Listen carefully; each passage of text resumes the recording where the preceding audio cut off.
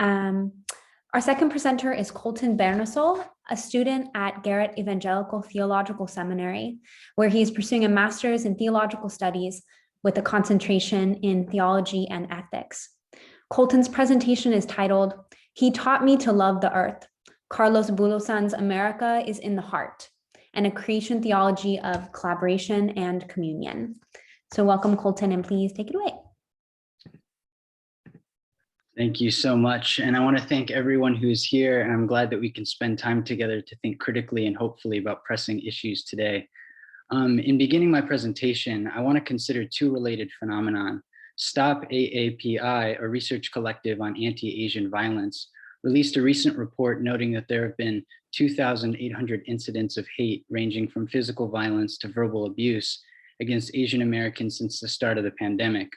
Another report from the National Nurses United found that Filipinos account for 30% of nurse deaths, even though they make up a mere 4% of registered nurses in the US. These studies suggest that Asians are unwanted and yet called upon to nurse sick Americans in the face of COVID-19. Just as Asians are violently provoked to leave this country, they are required to tend this country's sick. How should we think theologically about Filipinos and Asian American presence as hostile alien yet essential worker today? To situate the social dynamic of Filipino migration and labor theologically, I will consider theologian Willie Jennings and his work around colonialism, race, and theology. Specifically, Jennings has focused upon the theological developments taking place in the writings of 16th century Jesuit theologian and missionary to the New World, Jose de Acosta. Jennings notices in Acosta's writing the development of what he names a theology of extraction, which for the purposes of my paper, I want to describe as a colonial creation theology of exploitation. One consequence of this colonial creation theology is the transformation of non-white bodies into unrooted, movable labor. Another important dialogue partner will be Carlos Bulosan, the 20th century Filipino immigrant to the US, migrant worker, poet, and novelist.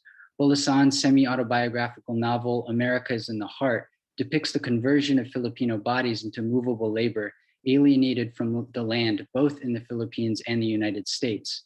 To put it differently, Bulosan's work represents the myriad ways Filipinos are caught in the legacy of Acosta's theology of exploitation. So putting Jennings' insight on colonial creation theologies in conversation with Bulosan and the Filipino-American migrant context, I suggest that the practices that led and continue to lead to the marginalization and alienation of Filipino Americans reflect the legacy of a world built by colonial creation theologies of exploitation. What is needed today then is a reworking of creation theology, one that resists exploitation and opens up the possibility of home and creation. First, to Jennings in his reading of Acosta. Acosta's creation theology is reflected in his large tome, The Natural and Moral History of the Indies. There, Acosta considers the relationship between Spanish evangelization to the indigenous and the peoples and New World lands. Significant for Jennings is how Acosta brings together his desire for the material riches of the land and his theological reflections on evangelism. Acosta believes that God has, I quote, enriched the most remote parts of the world inhabited by the most uncivilized peoples, end quote, in order to attract the Spanish to peoples and places in need of salvation. Note, Acosta's consideration for how the indigenous peoples might relate to the land is lost. Instead, the non-human creation becomes a resource and a crucial means by which God will use the Spanish to save the indigenous peoples. Thus, Acosta's theology of creation, Jennings says, I quote, offers a powerful theological rationale for the logic of global extraction and of the natural resources of people, end quote. Acosta's commodity-based creation theology is driven by the view that creation is, as Jennings describes, raw material meant for possession, end quote. This reduction of creation or raw material leads Acosta to believe that creation is not animated. It's, in other words, uncommunicative, as Jennings describes it. Jennings also notes that Acosta's colonial vision of creation reoriented human identity around race. Because creation exists in relationship to God, Acosta believes that only he and the church can properly interpret the significance of creation. Thus, Acosta's white body stands between the indigenous peoples and South American lands. Within this commodity-based creation theology, relationship to an animated creaturely world is no longer constitutes human identity. Instead, creation is viewed essentially as commodity, which Christian bodies are to resourcefully control. Non-white bodies then are joined to this process as laborers for the white Christians, that is Acosta's use. So if colonial theologies of exploitation racialize minority bodies into movable labor, then how are Filipinos particularly affected? Well, according to Jennings, the construction of space along a colonial creation theology led to the reorientation of human identity from creation to race and viewed all bodies, but especially racialized non-white bodies into movable labor. As Jennings writes, I quote, "The body emerges in this operation as insular, as mobile entity moving on top of the earth," end quote. The emergence of the body as insular and mobile is depicted in Bulosan's Americas in the Heart. The first way that Bulosan represents the transformation of Filipino bodies into movable labor is through his constant reminder that the land he calls home is not actually owned by him or other farmers, but by unnamed elites and the church. Bulosan's family didn't possess the land they farmed, and this lack of ownership is contrasted with the church that owns and taxes their labor. Eventually, his family must abandon the land in order to find higher paying work. They join other family members who despair because they too were dispossessed of the only place they knew as home. Bulosan's reference to the tenant farming practices that he's victim to as a child points to the ways that Spanish and American empires reorganized the land in order to profit immensely from farming industry and exploitable labor. Louis H. Francia, for example, notes that the Spanish encomienda system was brought to the Philippine Islands, organizing geographic regions around religious and civil administrators who used the indigenous peoples for unpaid labor. The United States simply continued to extract the labor and resources of the Philippines. And as Asian American studies scholar Erica Lee notes, by the 20th century, the Philippines was exporting so many natural resources that it could no longer feed itself, end quote. The system of resource extraction eventually pushes Bulosan to immigrate to the United States, making him into what Jennings describes as an insular body moving on top of the earth. When he arrives to the US, Bulosan remains unsettled and travels from Washington to Alaska, from Alaska back to Washington, from Washington to cities throughout California, from California to Idaho and Montana, all in search of work. Place merely becomes a backdrop for the work he needs in order to survive. And as Bulosan labors, he faces anti-Filipino prejudice. He witnesses white men murder Filipinos, confronts policy outlawing marriage between Filipinos and whites, and sees anti-Filipino police violence. Rather than finding home, Bulosan discovers the alienation of Filipinos in the United States. He writes, "I came to know that the public streets were not free to my people. We were stopped each time these vigilant patrolmen saw us driving a car. We were suspect each time we were seen with a white woman, and perhaps it was this narrowing of our life into an island, into a filthy segment of American society that had driven Filipinos like Doro inward, hating everyone and despising all positive urgencies towards freedom." To use Jennings' language, Bulosan is indeed moving on top of the earth as his body, I quote, "circulates around the needs of white bodies," end quote. So for Bulosan, the possibility of home and creation and in the United States is cut off because he becomes a hostile alien yet necessary worker in the United States. To put it differently, he anticipates the condition that many Filipinos and Asian Americans face today in the midst of the COVID-19 pandemic. For Christian theology, the doctrine of creation articulates the relationship between the uncreated God and the created world. Acosta articulates this relationship primarily through the lens of commodity and resource. But I want to suggest that we must turn to Jennings' own theology of creation in conversation with theologian Ted Tinker in order to develop what I think is a more liberating creation theology within the context of Filipino-American migration and labor. For Jennings, we must recover what he calls the creaturely connection between humans and other non-human creatures.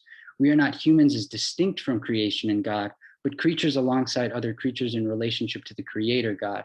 As Jennings writes, our connection to other creatures is, I quote, "a participatory reality in and through which we enter into a communicative and animate density of the creaturely world," end quote. To put it differently, creation is already home for us, but the possibility of creation as home is foreclosed when farming and labor practices do not allow migrating humans to integrate themselves fully into the community of creation.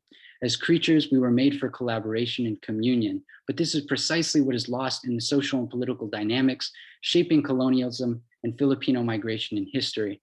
We therefore act against this participatory reality of creation when we enact policy or act in ways that exploits our participatory reality, as is seen in Bulosan's day and the anti-Asian violence and Filipino labor migration exploitation today.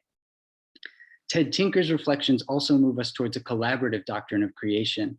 For For Tinker, his understanding of the collaborative dynamic of creation is reflected in the phrase, "for all my relations," a prayer-like refrain from the Lakota and Dakota peoples. God creates human creatures as creaturely relatives, not only to other humans, but as Tinker says, all living things. So for Tinker, this idea shapes his interpretation of the kingdom of God and highlights the eschatological character of creation itself. God is the creator of an interrelated or a collaborative creation, and the kingdom of God is understood to be creation's return to this collaborative harmony. Tinker's relational creation theology thus both challenges the non-reciprocal relationship of Acosta's theology of exploitation and the practices of resource and labor extraction by the Spanish empires in the United States. Creation is a communion in which creatures are to collaborate for the flourishing and well-being of one another, and exploiting this collaborative creaturely bond by treating non-humans and non-white human creatures as commodity and labor stands against God's kingdom. Though brief, what I hope to show is the dynamics of a colonial creation theology of exploitation at work in the context of Filipino Americans. Thus, we must turn away from this and turn towards a creation theology of collaboration and communion. As Bulosan himself reflects on the many insights from his brother, "He taught me to love the earth." Creation theology must teach us today to love the earth. And in doing so, we may begin to work against the policies and practices that alienate Filipino and Filipino Americans from creation. Thank you.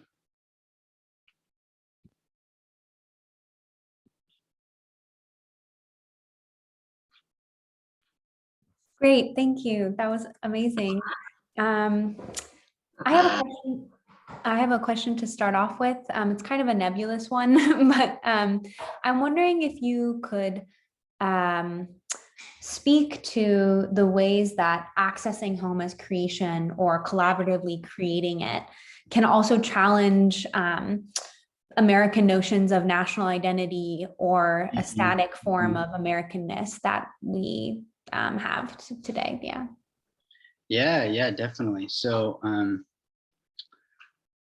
I think what's particularly disturbing about nationalism, and particularly white nationalism, is it says that you need these kind of identities in order to belong within community, but also I think within the geographic space. And in the context of the United States, that's whatever we consider the United States.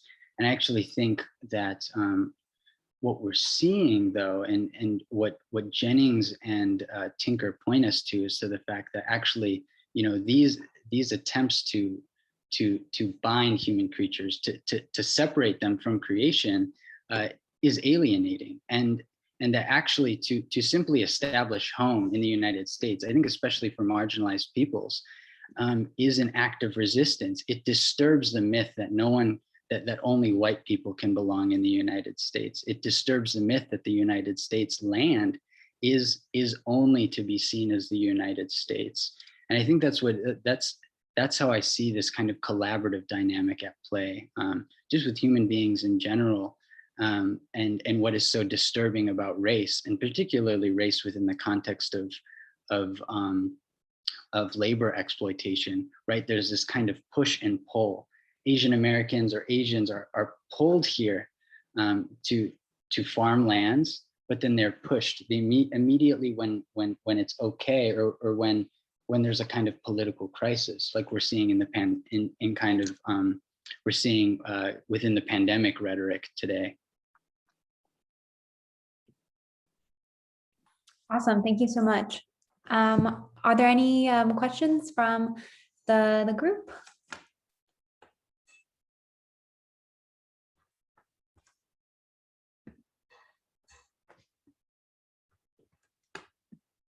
I guess I have another question, and that's why I started off with that. Oh, this is a nebulous question, because I'm wondering how within Jennings' philosophy and theology specifically, we might locate the necropolitical, and particularly within locate the necropolitical, I might have said that too fast, and locate that within your own work as well. I'm wondering how you contend with necropolitics as a theory.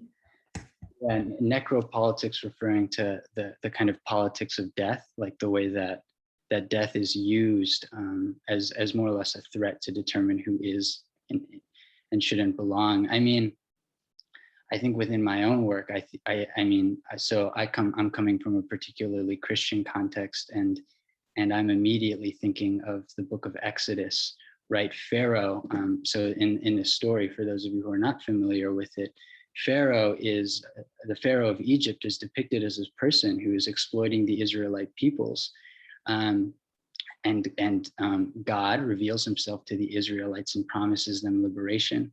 Well, in Exodus, what we see is Pharaoh depicted as someone who will use bodies and use death as a means to oppress, scare, and exploit these people. And within Exodus, God says, no, this is not how creatures are to be. This is not how human creatures are to relate to creation. And God in this story, in the Exodus story, disturbs creation. He disturbs the order, right? He brings pestilences and parasites. Now Jennings reflects on this, and what Jennings suggests is that it's not Pharaoh doesn't mediate the land, that actually God does, and that God is the one who decides who can and can't belong. When you combine that with say, claims made from Genesis, where all people are made in the image of God, that all people are endowed with sacred value, and that all people belong within creation, I think you get a really liberating framework through which to judge, to make kind of theological judgments against the ways that death is used. No, this is not what God intends. And so from a theological or particularly Christian framework, we can say, no, this is not God's desire.